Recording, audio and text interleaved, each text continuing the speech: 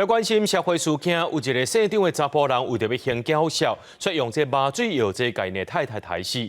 嫌犯太因太太去到病院做手术，休困期间给下毒。法医验尸了后呢，发现这死者身躯内面有麻醉药剂，而且死者手术进前有买2份上百万理赔保险单。警方也发现讲，这嫌犯有前科，经过收集证据，依照杀人罪该起诉。病院走廊内面，细张的嫌犯手提塑胶管仔行入去因某的病房，无想到扫落来随传来歹消息，因某拄做痔疮的手术，却雄低母症发作，落尾宣告过往。检警大动作出动，要甲细张的嫌犯因厝柜变过来，冰箱内面桌顶食剩的拢无放过，因为细张的嫌犯因某的死亡有疑点。经过法医解剖的报告发现，讲死者的打接是出现微量的麻醉药剂代步卡因。张前涉嫌将含代步卡因这个成分的药物有掺入在被害人的食品饮料中。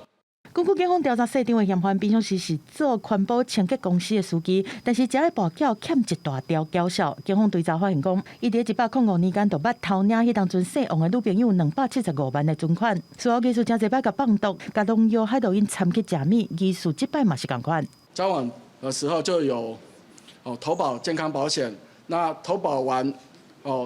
马上就结婚啊！结婚过后1个月即进行手术。代步卡因是指示用药，其实是正定看的，无需要处方签，只要伫医师药师的指示之下，就会当使用是一种局部的麻醉药啊，会当止胀止痛。一寡网通加上药啊含痔疮药啊内面拢有代步卡因，但敢若会当用无的，若是去食着，可能引起低母碘深度不正。不同于像利多卡因这一类，它的一个作用时间比较长，它的效果也比较强，相对的效果强，它的毒性也就比较大一点来讲。警方伫113年底已经甲细张的嫌犯逮捕，当事人虽然是好人台人，但是检方伫讯后是以罪嫌重大甲声称羁押。专案已经伫这个月11，照杀人含杀人未遂罪甲起诉。记者综合报道。